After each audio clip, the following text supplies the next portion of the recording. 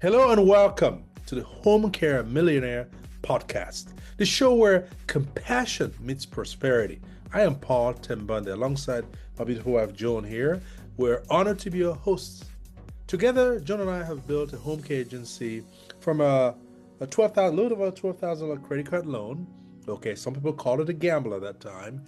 We've built it into an 8-figure business serving thousands of families over the years. And now we're here to share the lessons, strategies, and the mindset shifts that help us get there so that you can too.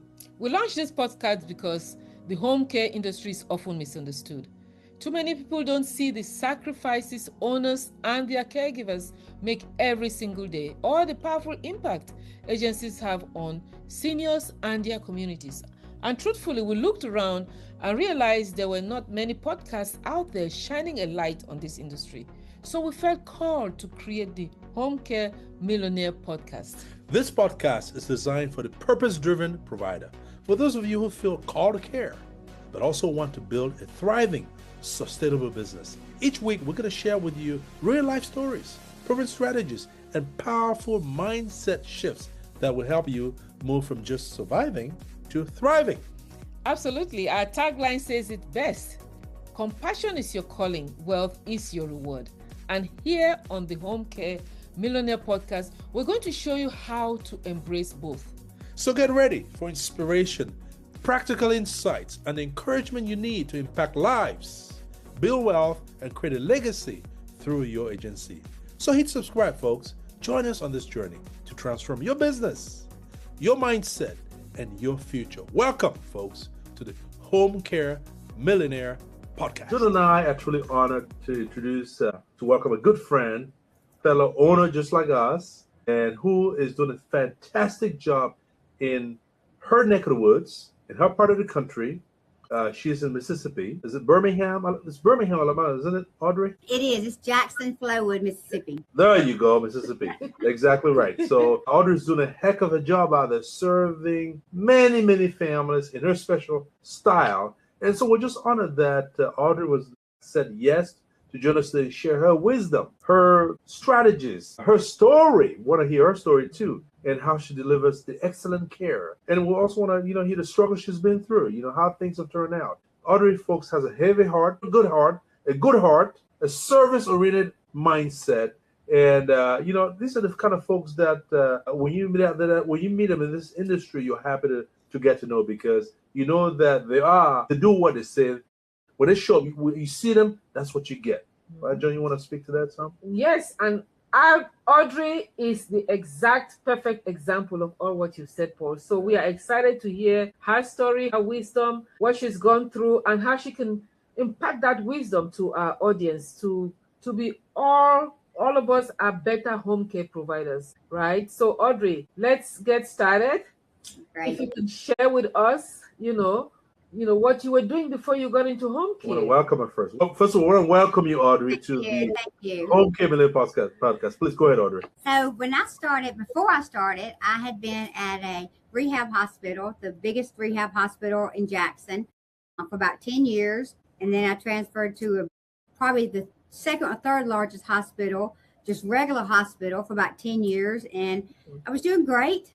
I was kind of over a surgery department, and I felt like I was just kind of at my top. I couldn't get any farther, but it was comfortable. And people who know me know I don't like to be comfortable for any reason. But I wasn't looking or anything. October 2020, anybody can remember what was going on during October 2020? It was COVID.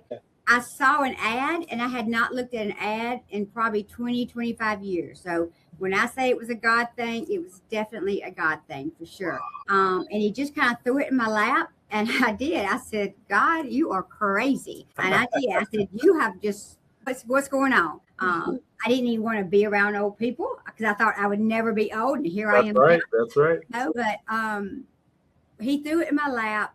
And I said, okay, if we're going to do it, let's do it. And I remember the person that I was talking to, Fred Crenshaw, he said, I'm going to be your last person you ever interview with. And I thought, what? So, but he was true. It just, from that moment, I knew I was into something big. Did I know what I was doing? Not at all. Was I scared to death? Completely. I mean, this is October 2020. Couldn't go into hospitals or anything. So, well, you're going to have a guy that's going to train you. The office is small. They're not really doing anything. And I'm thinking, this is not me. And I remember getting there the first day, and Craig and somebody had already told me, he said, he'll be there a week. He'll train you. He'll meet you to all the right people. 4 hours later, he gave me the keys and said, you ready? Take me home and you can have it. Boy. 4 hours. Didn't even realize what home care was or anything. But I am the one that I would do whatever it takes from day one. And I kind of just hit the ground running. And it was just, it was crazy. And when I got into my office, it was just a little small place they had rented or leased with one other person, very small offices. And I thought, now what? So I didn't know. I had no idea. So I got on the phone and called a few people. They kind of gave me a little bit of background. So I said, okay, I can do this. And, I hit the ground running from day one. And then, I'm part of like a 60 network of visiting angels. Okay. They do like a spreadsheet once a week of the top 1 to 60. There you go. And I was number 58. I said, no, it's not going to happen. Started with like 600 hours a week. And I said, this is not going to work for me because I don't like being at the bottom. That's right. Just about from day one, I loaded my car up, took as many little marketing bags I could, some little flyers and some candies, and I mapped it out, all my locations. I said, okay, where am I going? And so I mapped out in each location, I mapped out the hospitals and the doctor's offices. That's all I knew. I didn't know anything about home health and hospice at that time. Yeah. And I went to every one of them each day, giving them stuff and said, hey, I'm new. Let me help you. Let me take care of somebody and give me a shot. Within 1 week, I looked at my numbers. We went from 600 to 1,100 in the first 7 days. Wow. If you've ever heard the phrase ignorance on fire, that's it. Wow. And it's funny at first, and it's not like that now, but at first, what motivated me was that spreadsheet where I was number 58 and to watch me go up. I bet. Every day, and now I'm top 10 of that 60. And there was just so much out there that they weren't doing, because his heart wasn't in it. The person, yes. Yes. Yes. And that was my start. And I didn't know what I was doing, that was just kind of crazy for sure. Wow. You were very brave and courageous. Wow. Well, I didn't know, I didn't know what I got into. I'll be honest, I didn't. And because I remember, and y'all may laugh at this, I probably shouldn't say this, but y'all may laugh, about 3 months in, I was really, really hitting it pretty hard. One of the corporate guys sent me a thing. It was letting me know how much it was going to be for my franchise. I think, whoa, I'm in the job. I'm not buying anything. I didn't think I realized at first what I was doing. Yes. And, I was the first one that made partner in 9 months. And no one's ever done that quick. So, 9 months from nothing to getting there. I thought, okay, let's do this thing. Wow, Audrey. I see the fire. I see the drive, the fire, the excitement. Because I think that had a lot to do with it, because your excitement, you want to do good. You were motivated to, like you said, to excel. Wasn't that a big thing for you? That was huge for me. And then realizing what we did. I'll go back to my first 24/7 patient, probably like around November. It was like only a month later. One of my partner hospitals called me up and said, hey, can you take this patient? I'm thinking, oh, yay. My first referral from this particular hospital. Yeah. And they said, well, he's going to be 24/7. I said, what does that mean? But I didn't even know. They said, well, his other home care won't take him back because he's got COVID. And I said, wow. I said, I come from a hospital background, for 20 years. I said, why wouldn't they take him? They said, well, he's got COVID. I said, so we have to take care of everyone. That's right. No matter their income, no matter their age, anything, older. Yeah. So he wasn't in the best section of Jackson. At that time, I didn't have anybody that I knew of that could do 24/7 at all. So I said, I'll take him. Come on, God, let's do this thing. Okay. Yes. So I went to his house to see where it was at, and it was okay. I mean, it wasn't the best location. Right. I went in there with some gloves, disinfect everything. I had not even met the guy yet. They just said, he's pretty sick with COVID. Okay, let's do this. They said, he may not even make it 2 or 3 days. I said, okay, let's do it. So we got him. I didn't have a first problem getting caregivers to do 24/7. Not one time. It was just like God had a plan every time. And Wow. then when they brought him to the house that same day, I was probably in, I don't remember what I had on, but I was probably in my cleaning clothes because I had been disinfecting everything, threw everything out, Right. all that kind of good stuff. The ambulance brought him in there and kind of just dropped him off. And I took one look at him. I thought, oh my, I'm going to lose my first patient. I was scared to death, and he didn't have any family, nobody around at all. He had the funds, but that's it. He had nothing else. And so he got there, and I think it was 3.5 years later, he passed away. So for 3.5 years, when I say it's a God thing, it's a God thing, 100%.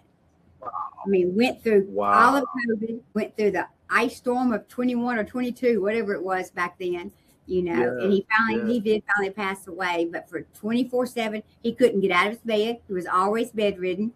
He talked and all that kind of good stuff. We watched TV and, he was a great guy. And I just look back to that other company not taking him back because he had COVID. And, that was my turning point to be able to say, we can do this. We do whatever it takes, and let's do the darn thing. Let's take anybody that needs it, can afford us for sure. And it was surprising. I mean, it was definitely a turning point to realize what we can do if we just open our eyes and do it. Yeah, that speaks to your mindset, Audrey, because like you said, the other company, they were looking at COVID, but you saw possibilities, you saw compassion, you saw care for someone who needs the help, and you went for it. So congratulations. Thank you. And you can't pick and choose your patients. No, you can't. You're right. No, you're right, Audrey. You're right. And also, Andrew, the thing that gets me is the fact that you care. I mean, you put your compassion right there. I mean, that's a hat you put your hat on. I mean, he could afford your service, so you look at compassion. This person needs care. And like you said, we're in the caring business. If we don't do it, who will? Right? And you turn that little bit of case. Yeah. You turn that case 24/7 that you felt he may be on just for 3 days. You turn it to what, 3 years? 3.5 years later. I mean, that was, you talk about your faith, talk about God blessing you, I mean, and really because of what you did, I mean, wow. Let me just ask you this real quick before we'll get too far ahead. Were you a nurse or something? I am not a nurse. Okay. I've always been in administration. I have a lot of people that think I'm a nurse, but I'm not. I was the first in that large hospital that was over a surgery department and not being a nurse. I could hire nurses. I can manage nurses. And even to this day, every now and then they'll say, well, what's this? I'm thinking, I'm not a nurse, but I'm smart. I will say that. There you go. And if I can't figure it out, I can find it out, but I'm not a nurse and don't try to be a nurse by any means. But, I just love to, I love to work. I love to take care of people. And, I will do whatever it takes all the time, for sure. But I was going to tell you real quick one thing.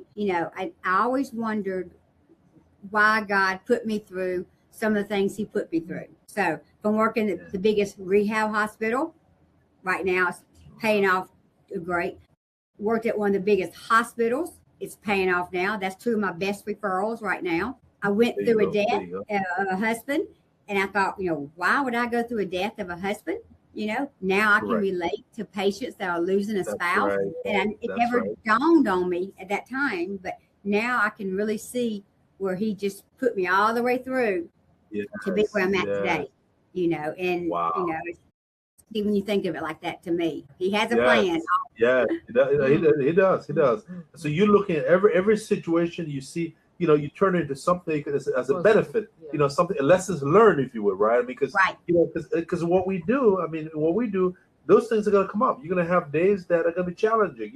What are some I know that you've been very successful. We know that, and we certainly applaud you for that. But what has the journey been like for you, Audrey? You've talked about it a little bit. Has it always been, I wish, but no, not at all. So, some of the challenges in this line of work, as you guys definitely know, of course, office staff.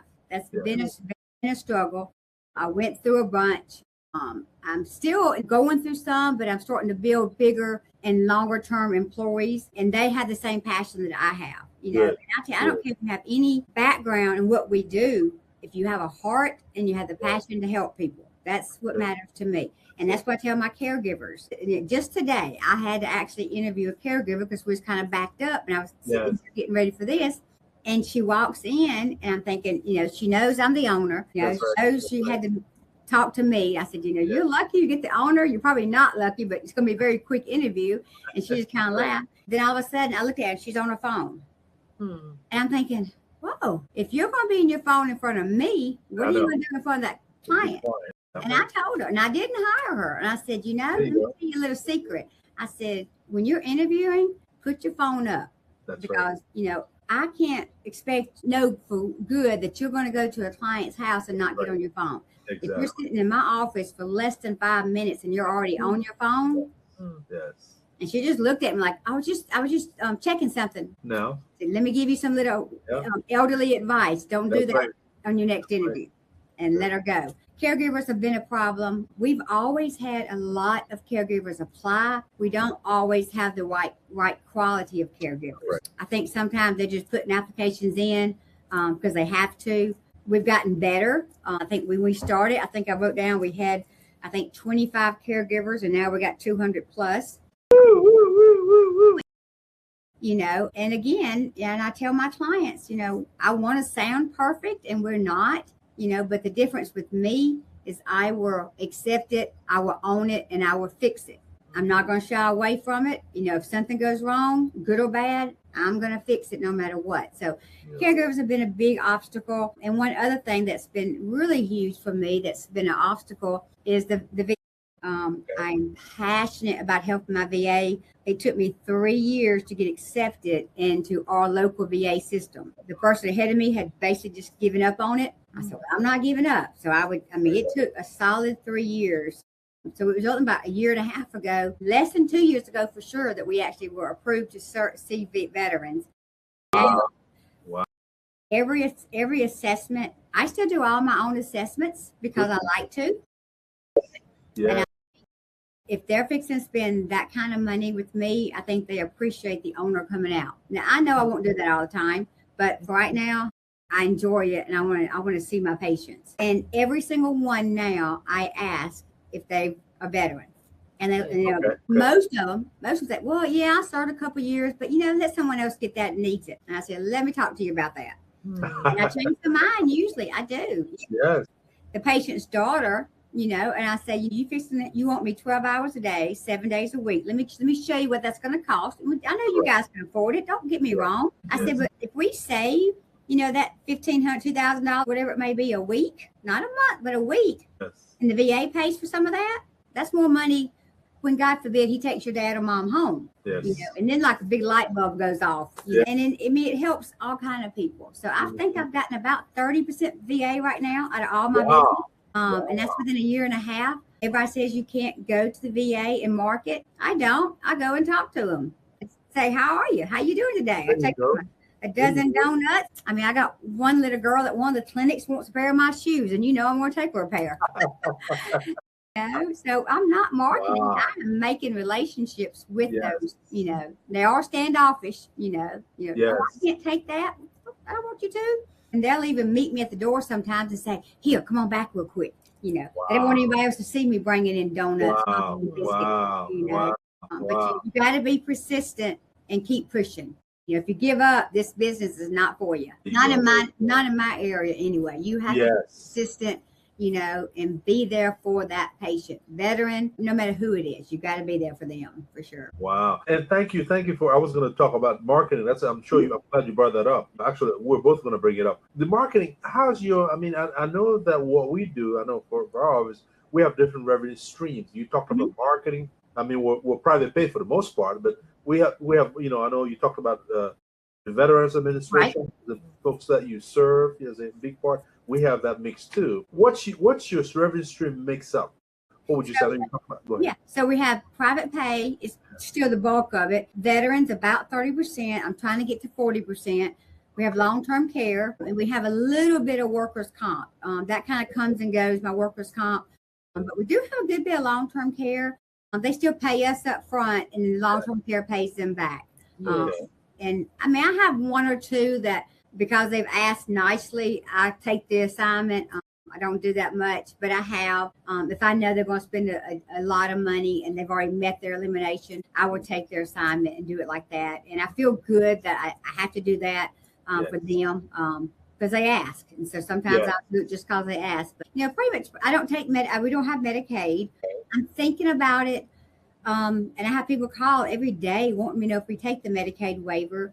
It's just, I know they're talking about this 80-20 rule that's coming up the next year. That does scare me. So I don't know if I'll ever get on the Medicaid, but, long-term care, a lot, veterans, and private pay. That's my 3 biggest incomes for sure, or streams of income. Oh, wow. We do take, I forgot, we have one small one, APS, Adult Protective Services. Yes. It's not a lot, but no other company would take those patients but me. So we get those some, and, it's not a lot. Like, they have a certain amount that those patients can use. And when that amount's over, it's done. So if the state would give them, I think it's only like $2,500, they'll give them and they can use that. And when that's done, it's over. And these are patients that desperately need it. I mean, they're adult protective service patients. So, but a couple of those have turned in from those to maybe a veteran or those to something else, which is very unusual, but it has happened for sure. Wow. You're very diverse, actually. We did a video, I think it was last week, on, I think the title is The Danger of One, for those agencies that rely heavily on one payer source, right, or revenue stream. And the challenge with that is, we have an example in the state of Maryland where the state decided to mandate that every agency that accepts Medicaid, their caregivers, their employees their caregivers have to be W-2. The employee has to be, right? Yes, they have to be W-2 as opposed to 1099. Right. Now, guess what? And we've had some situations here where the agency was heavily, I would say 90-95 Medicaid. Wow. Okay. So guess what? That extra overhead just put them under. Yeah, I can't imagine. So, yeah. You may want to check out the guide program also. Well, and we do. I forgot about that. We kind of just started. We probably have 5 to 8 patients. So it's just keep in. And again, I'm the only one in the state doing it right now. No one else wants to tip into it, but we are actually picking up patients with that. And I was thinking about that when you was talking about the guides. And I'm hoping every July they kind of up the amount just a little bit because it's such a great program. That's right. Yeah, exactly. It is. I was going to just add also that marketing, because as you know, Audrey, we're in the business with our industry. What we do with folks who are in a life, right? I mean, we don't really know how long they're going to be around with us, right? So we have to keep marketing. That's an important part of what we do, and what we always do in our office, and I'm sure you do the same thing, is that marketing is such an important part of what we do. What are some nuggets you want to share with our audience here when it comes to marketing? Because I know it's a big part of what you do. It is a big part. I finally have a full-time marketer. For the last year and a half, 2 years, I finally have a full-time marketer. I probably need 2. I haven't made that jump yet, but I probably do need 2 because my territory is big. But, it is really making relationships and then making sure they trust you. If they call, we're the only ones I think that answers the phone at 3:00 on Friday. And I tell them, call me. We'll take it every Friday. Probably for the last 2 years, a hospital has called about 3:00 on Friday afternoon. Every Friday.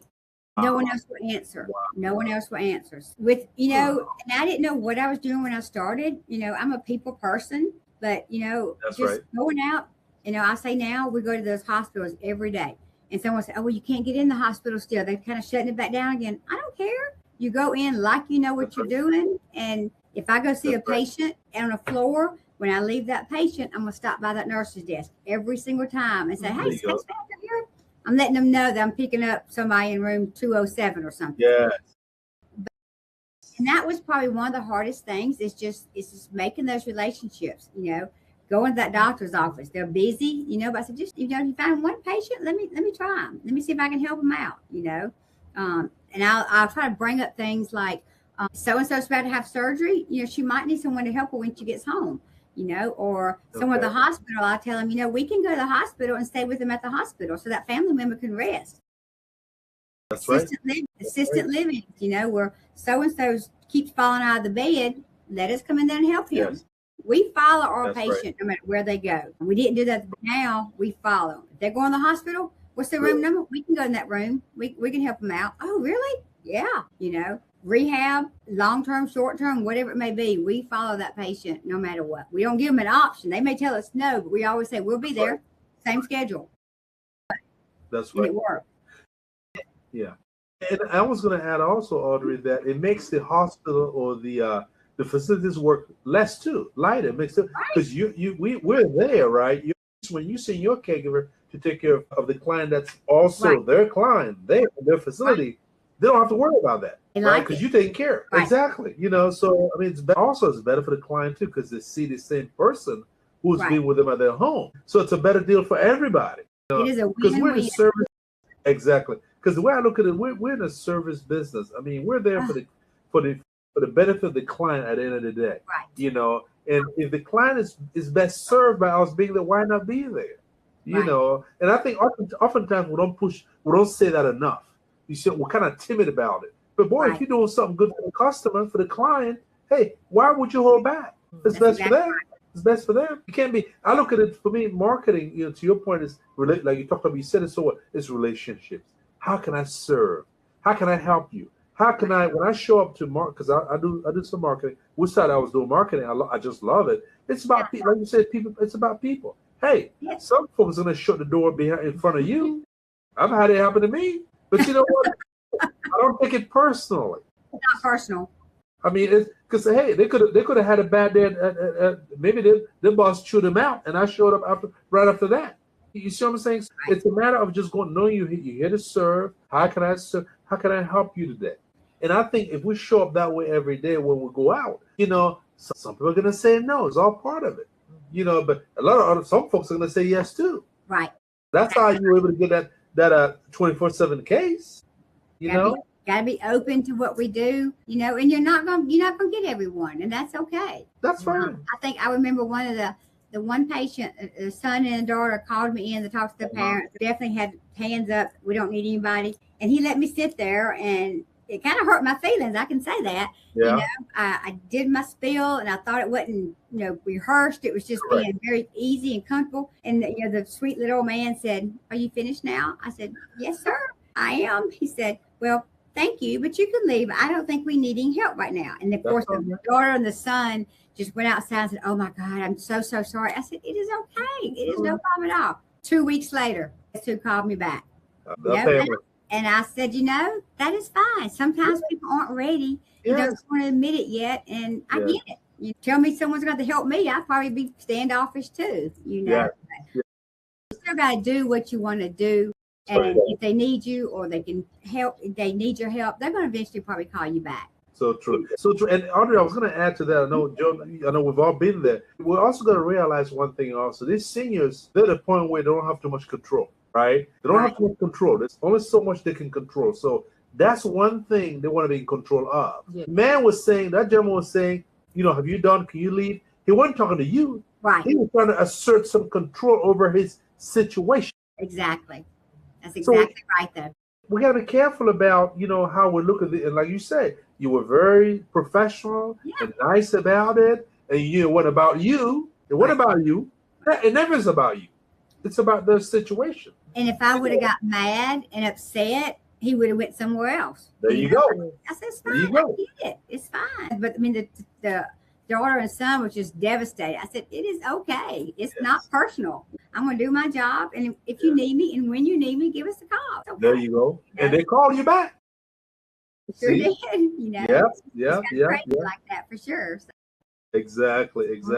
Wow. This is, I tell you what, Audrey, some folks are going to learn something out of this. Because like I said, you and I love marketing. I mean, I love marketing, and this is one of the things I tell the team a lot of times, just get out there and just make some friends. Yeah. You don't have to be perfect. And no. No clue to what I was doing. No. See? And I still, even when you asked me about this podcast, I thought, I'm not an expert, but I have a heart and I'm passionate about what we do. And, I see that we're not even nowhere near where we need to be at yet. Amen to that. Amen to that. It's just, I don't know. You got to have a heart to do this. Yeah. That's all it takes. But Audrey, you're an expert. You've been in it 5 years plus. You're an expert in my book. Listen, all the folks you've served, you're an expert. I mean, that's what expertise is all about. You talk the talk and walk the walk. You care for these people. Yeah. That's an expert in my book, because that's what we do, right, Joan? That's what we do. And it's like I told my staff today. A lot of times, about once, twice, 3 times a week, I send them a group text off my ops team. And I told them today, I said, don't use the word "we can't cover your loved one today," or "we can't." Tell them we have not gotten a caregiver right now, but we're still looking. Saying the exact same thing. But it's how you put that relation around there. I mean, it's just, I don't like not to be able to cover anything. I want to help, because I go out and see the paid people. I see the faces, and so then to me, it's hard to turn that patient down. I know.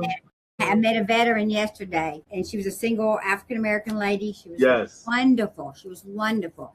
And she just wanted to talk. I could tell, There you go. I sit there probably 30 minutes. Now I'm usually pretty quick in and out. Yes. And just talk to her. And then I actually said, well, let me honor you as my veteran of the week this week. And I took a picture, and she just, wow. Just taking that extra time to talk to her, it's like, what else can happen good today? That's all I need right there. See that? See that? I wrote down a sentence. This is what I wrote down. I was going to read it. I put, leadership is not about being the hero. It's about building something strong enough to last beyond me. 100%. I had not thought about that. I'm thinking, it's not about me. It's not about being a hero. It's not about the praise. It's about building something long term. 20, 30 years from now, I look back and say, I had a hand in that.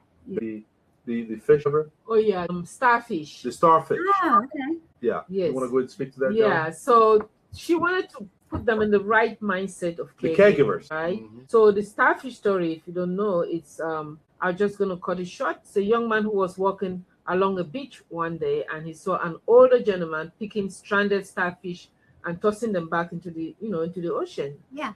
Into the water. And he walked to the gentleman and was like, why are you wasting your time doing this? There's so many starfish, stranded on the beach. Why are you wasting your time? And as he reached down and picked the last one, he said, and tossing it into the water, he said, I made a difference to this one.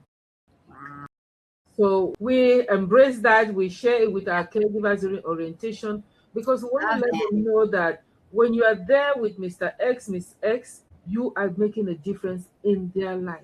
Right. And together, then we have that influence, that impact in our community. So it's again going back to that relationship, building that relationship. Yeah. I just wanted to mention something, Audrey.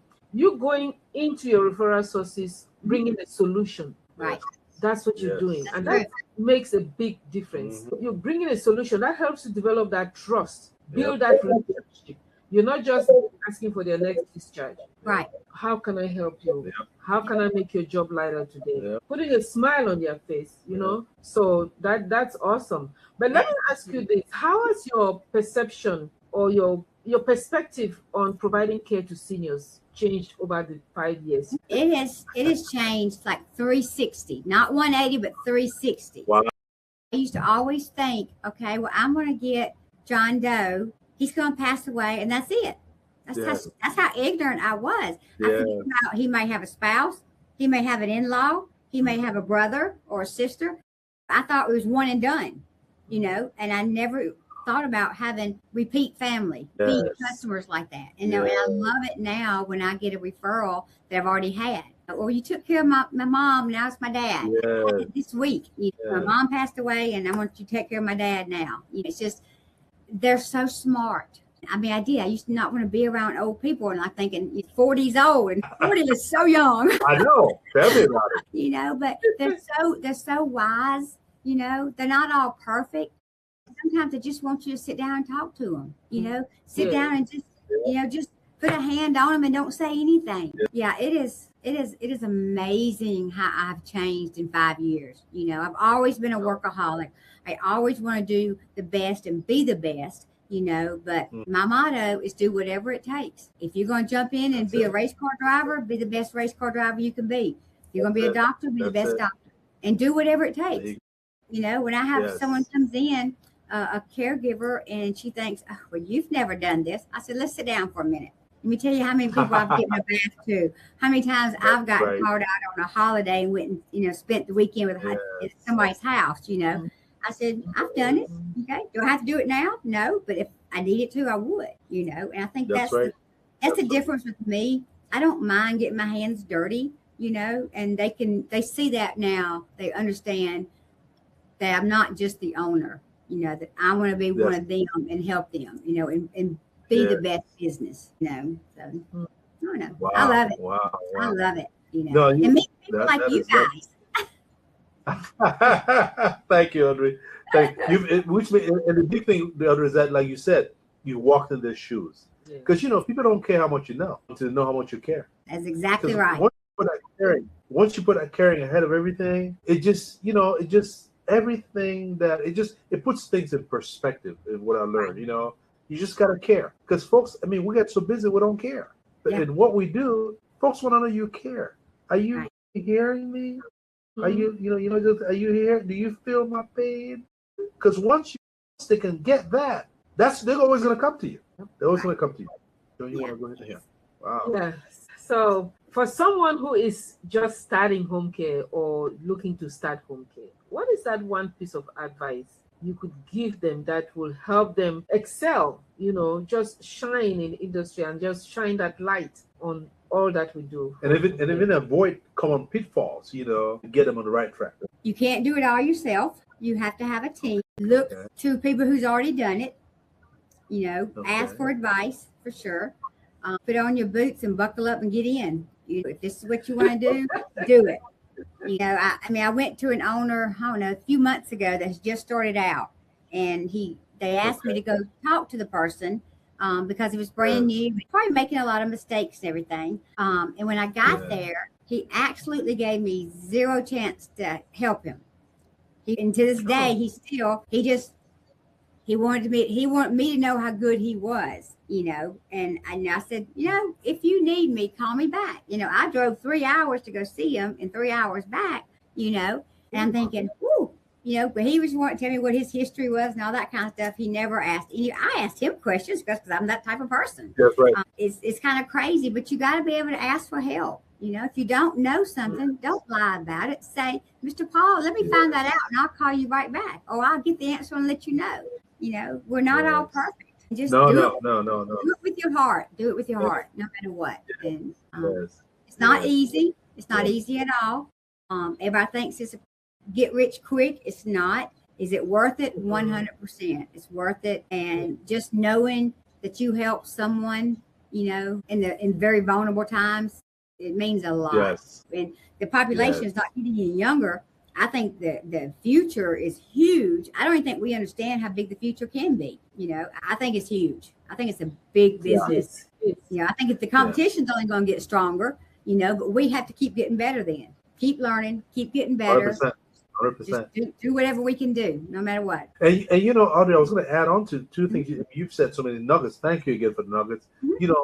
Our industry, like you said, the folks we serve, that population is only going to increase. Number two, in addition to what you just said, also, AI can't do anything about it. No.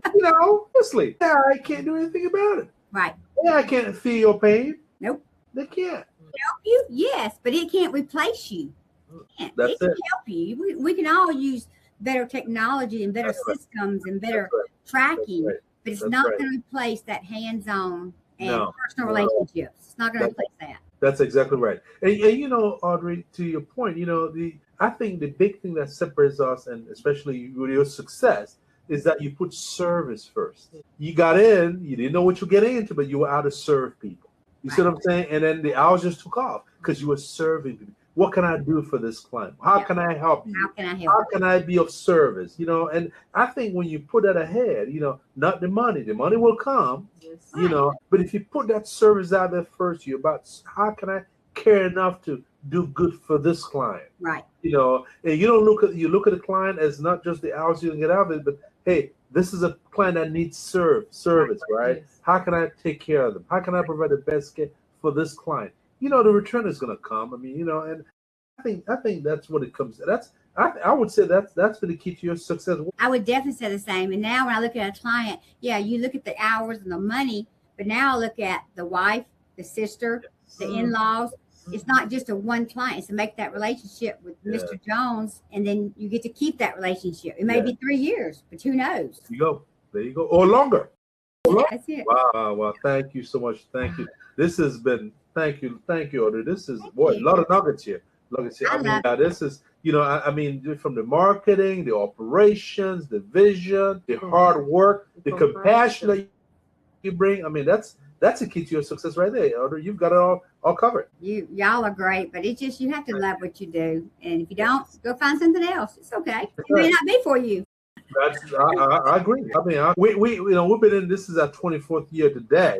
Wow. 24 today, Audrey, just so you know. And I tell you what, Audrey, we love the business. We love what we do a lot more now than when we started. Because when we started, Audrey, we're like you. We did not know. We both came from corporate jobs, IT jobs. We did not know, but we wanted to serve. Our big thing was God give us an industry that we could just serve people, because we felt that if you serve people, you'll get rewarded. And I tell you what, it's been the greatest joy and honor in our lives, I could say. Just serve people. It shows. Thank you. Cannot be better. So I greatly appreciate it, for sure. Thank you. And happy anniversary. Thank you, Audrey. And so we're gonna remember this. We're gonna remember this episode. It was an anniversary. That's how special you are, Audrey. Just so you know, that's how special you are. Thank you, Audrey. Thank you so much. Thank you for your time.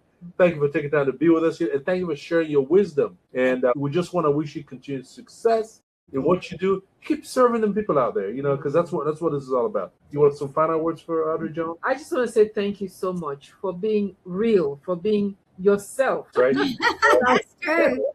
That's right. You were willing to learn. You're willing to put in the hard work and put your heart out there for your clients, and it's just paid off for you. Yeah. Thank you so much for the difference you make and for the positive light that you shine. Yes. Thank you so much for joining us today on the Home Care Millionaire Podcast. We hope you found inspiration, encouragement, and practical tools you can apply right away in your own journey. Our mission is simple, folks: to shine a light on the incredible impact that home care owners and their caregivers make every single day, and to give you the mindset, strategies, and faith-filled wisdom to build both purpose and prosperity. Because here is what we believe: compassion is your calling, wealth is your reward. If this episode spoke to you, we'd love for you to subscribe so you never miss an episode. And if you like more resources or have questions for Paul and I, just head over to askjoanandpaul.com. We'll be honored to connect with you there.